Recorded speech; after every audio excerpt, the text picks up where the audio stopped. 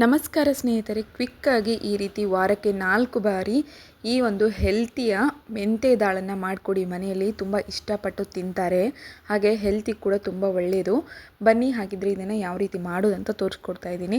ಮಕ್ಕಳಿಗಂತೂ ತುಂಬಾ ಫೇವ್ರೇಟು. ಬೇಜಾರಾಗಿದೆ, ಪಲ್ಯಗಳು ತಿನ್ನೋಕೆ ಇಷ್ಟ ಇಲ್ಲ ಅನ್ನೋ ಹಾಗಿದ್ರೆ ಈ ರೀತಿ ಮಾಡ್ಕೊಳ್ಳಿ, ಸಖತ್ತಾಗಿರುತ್ತೆ. ಹಾಗೆ ವಾರಕ್ಕೆ 4 ಟೈಮ್ ನೀವು ಇದನ್ನು ಮಾಡಿಕೊಟ್ರು ಕೂಡ ಮಕ್ಕಳಿಗೆ ಬ್ರೇಕ್ಫಾಸ್ಟಿಗಾಗಿರ್ಬೋದು, ಲಂಚಿಗಾಗಿರ್ಬೋದು, ಟಿಫನ್ ಬಾಕ್ಸಿಗಾಗಿರ್ಬೋದು ಪರ್ಫೆಕ್ಟಾಗಿರುತ್ತೆ.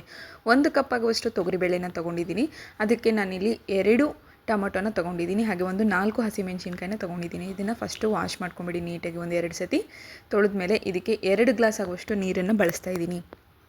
ಇಲ್ಲಿ ನಾನು ಗಟ್ಟಿಯಾಗಿ ಮಾಡ್ಕೊತಾ ಇರೋದು, ಗಟ್ಟಿ ಬೇಳೆ ಏನು ಮಾಡ್ಕೊತೀವಲ್ವ, ಗಟ್ಟಿ ಪಪ್ಪು, ಆ ರೀತಿ ಮಾಡ್ಕೊತಾ ಇದ್ದೀನಿ ಆಂಧ್ರ ಶೈಲಿಯಲ್ಲಿ.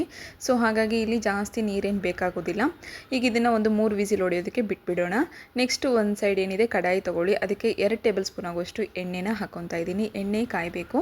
ಕಾದ ನಂತರ ಇದಕ್ಕೆ ಜೀರಿಗೆ ಮತ್ತು ಸಾಸಿವೆಯಿಂದ ಒಗ್ಗರಣೆನ ಹಾಕ್ಕೊಳ್ಳೋಣ. ನಾನು ಇಲ್ಲಿ ಒಂದು 1/2 ಟೇಬಲ್ ಸ್ಪೂನ್ ಆಗುವಷ್ಟು ಸಾಸಿವೆ, ಹಾಗೆ 1/2 ಟೇಬಲ್ ಸ್ಪೂನ್ ಆಗುವಷ್ಟು ಜೀರಿಗೆನ ಹಾಕ್ತಾಯಿದ್ದೀನಿ. ಹಾಗೆ ಒಂದು 15ರಿಂದ 20 ಬೆಳ್ಳುಳ್ಳಿನ ಹಾಕ್ತಾಯಿದ್ದೀನಿ. ಬೆಳ್ಳುಳ್ಳಿ ಸ್ವಲ್ಪ ಜಾಸ್ತಿ ಹಾಕ್ಕೊಳ್ಳಿ, ಚೆನ್ನಾಗಿರುತ್ತೆ ಫ್ಲೇವರು, ಟೇಸ್ಟ್ ಕೂಡ ಚೆನ್ನಾಗಿ ಬರುತ್ತೆ. ನೆಕ್ಸ್ಟ್ ಬಂದುಬಿಟ್ಟು ಒಂದು 2 ಬ್ಯಾಡಗಿ ಮೆಣಸಿನ್ಕಾಯಿನ ಹಾಕ್ಕೊತಾ ಇದ್ದೀನಿ. ಎಣ್ಣೆಯಲ್ಲಿ ಎಲ್ಲವೂ ಕೂಡ ಚೆನ್ನಾಗಿ ಫ್ರೈ ಆಗೋಕ್ಕೆ ಬಿಟ್ಬಿಡೋಣ.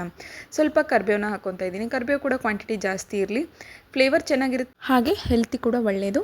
ಸೊ ಹಾಗಾಗಿ ಇಲ್ಲಿ ಕರಿಬೇವು ಕ್ವಾಂಟಿಟಿನ ಜಾಸ್ತಿ ಹಾಕ್ಕೊತಾ ಇದ್ದೀನಿ. ಈಗ ಎಣ್ಣೆಯಲ್ಲಿ ಎಲ್ಲವನ್ನು ಕೂಡ ಫ್ರೈ ಮಾಡ್ಕೋಬೇಕಾಗುತ್ತೆ. ನೋಡಿ, ಈ ರೀತಿ ಎಣ್ಣೆಯಲ್ಲಿ ಫ್ರೈ ಆಗಬೇಕು. ಬೆಳ್ಳುಳ್ಳಿ ಏನಿದೆ ಕಲರ್ ಚೇಂಜ್ ಆಗಬೇಕು, ಅಲ್ಲಿವರೆಗೂ ಎಣ್ಣೆಯಲ್ಲಿ ಫ್ರೈ ಮಾಡ್ಕೊಳ್ಳಿ.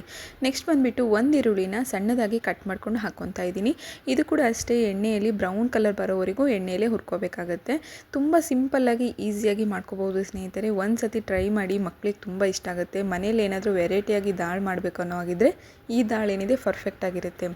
ನೆಕ್ಸ್ಟ್ ಮೆಂತೆ ಏನಿದೆ ನೋಡಿ, ಮೆಂತೆ ಸೊಪ್ಪನ್ನ ಒಂದು ಸತಿ ಎಲ್ಲ ಬಿಡಿಸ್ಕೊಂಡ್ಬಿಟ್ಟು ನೀಟಾಗಿ ವಾಶ್ ಮಾಡ್ಕೊಂಬಿಡಿ. ಇದರಲ್ಲಿ ಸ್ವಲ್ಪ ಮಣ್ಣು ಏನಾದರೂ ಇರುತ್ತೆ. ಸೊ ಹಾಗಾಗಿ ಒಂದು ಸತಿ ನೀಟಾಗಿ ಒಂದು 2-3 ಸತಿ ಕಡಾಯಿಯಲ್ಲಿ ಹಾಕಿಬಿಟ್ಟು ವಾಶ್ ಮಾಡ್ಕೊಂಬಿಡಿ. ನಾನು ವಾಶ್ ಮಾಡ್ಕೊಂಬಿಟ್ಟು ಸೀದಾ ಅಪ್ಲೈ ಮಾಡ್ಕೊತಾ ಇದ್ದೀನಿ. ಒಬ್ಬೊಬ್ರು ಏನು ಮಾಡ್ತಾರೆ, ಬೇಳೆಯಲ್ಲೇ ಕುದಿಸ್ಕೊಂಡ್ಬಿಡ್ತಾರೆ.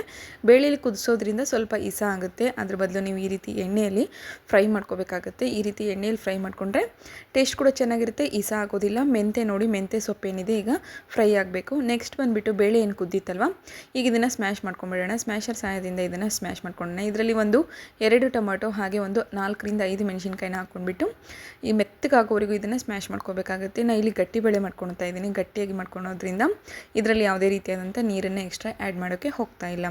ತುಂಬ ಸುಲಭವಾಗಿ ಆಗುತ್ತೆ. ಬೇಳೆ ಚೆನ್ನಾಗಿ ಕುದ್ದಿದ್ರೆ ಸಾಕು, ಒಂದು 4 ಸೀಟಿ ಹೊಡೆದ್ರೆ ಸಾಕು, 3ರಿಂದ 4 ವಿಸಿಲ್ ಆದರೆ ಸಾಕಾಗುತ್ತೆ. ನೆಕ್ಸ್ಟ್ ನೋಡಿ, ಇವಾಗ ಇದು ರೆಡಿಯಾಗಿದೆ ಸ್ಮ್ಯಾಶ್ ಆದಮೇಲೆ. ಅಷ್ಟರಲ್ಲಿ ಈಗ ಪಕ್ಕದಲ್ಲಿ ನಾವೇನು ಒಗ್ಗರಣೆಗೆ ಇಟ್ಕೊಂಡಿದ್ವಲ್ವ ಅದು ಕೂಡ ರೆಡಿಯಾಗಿದೆ ನೋಡಿ. ಮೆಂತ್ಯ ಸೊಪ್ಪು ಏನಿದೆ ಎಣ್ಣೆಯಲ್ಲಿ ಚೆನ್ನಾಗಿ ಫ್ರೈ ಆಗಿದೆ, ಇಷ್ಟ ಆದರೆ ಸಾಕು. ಒಬ್ಬೊಬ್ರು ಏನು ಮಾಡ್ತಾರೆ, ಇದನ್ನು ಕಟ್ ಮಾಡ್ಕೊಂಡು ಕೂಡ ಹಾಕ್ಕೊತಾರೆ. ಕಟ್ ಮಾಡ್ಕೊಂಡಾದ್ರೆ ಹಾಕ್ಕೋಬೋದು, ಇಲ್ಲಾಂದರೆ ಹಾಗೆ ಕೂಡ ಹಾಕ್ಕೋಬೋದು. ಎಣ್ಣೆಯಲ್ಲಿ ಇದು ಫ್ರೈ ಆಗಬೇಕಾದ್ರೆ ನೀವು ಈಸಿಯಾಗಿ ಕಟ್ ಆಗಿಬಿಡುತ್ತೆ. ಸೊ ಹಾಗಾಗಿ ಜಾಸ್ತಿ ಸಮಯ ಏನು ತೊಗೊಳೋದಿಲ್ಲ, ಸೊಪ್ಪು ಇರುತ್ತಲ್ವ, ಈಸಿಯಾಗಿ ಮೆತ್ತಗಾಗುತ್ತೆ. ನೆಕ್ಸ್ಟು ರುಚಿಗೆ ತಕ್ಕಷ್ಟು ಉಪ್ಪು. ಇಲ್ಲಿ ನಾನು 1 ಸ್ಪೂನ್ ಆಗುವಷ್ಟು ಉಪ್ಪನ್ನ ತೊಗೊಂಡಿದ್ದೀನಿ. ಪುಡಿ ಉಪ್ಪು ತೊಗೊಂಡಿರೋದ್ರಿಂದ ಸ್ವಲ್ಪ ಕ್ವಾಂಟಿಟಿ ಜಾಸ್ತಿ ಕಾಣ್ತಾ ಇದೆ.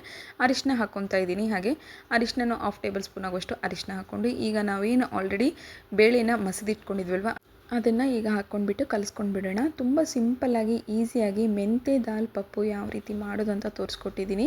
ವಾರಕ್ಕೆ 4 ಸತಿ ಈ ರೀತಿ ಹೆಲ್ತಿಯಾಗಿರುವಂಥ ದಾಳನ್ನು ಮಾಡಿ, ಬಿಸಿ ಬಿಸಿ ರೈಸಿಗಾಗಿರ್ಬೋದು, ರೊಟ್ಟಿಗಾಗಿರ್ಬೋದು, ಚಪಾತಿಗೂ ಆಗಿರ್ಬೋದು, ಎಲ್ಲದಕ್ಕೂ ಕೂಡ ಸಖತ್ತಾಗಿರುವ ಕಾಂಬಿನೇಷನು.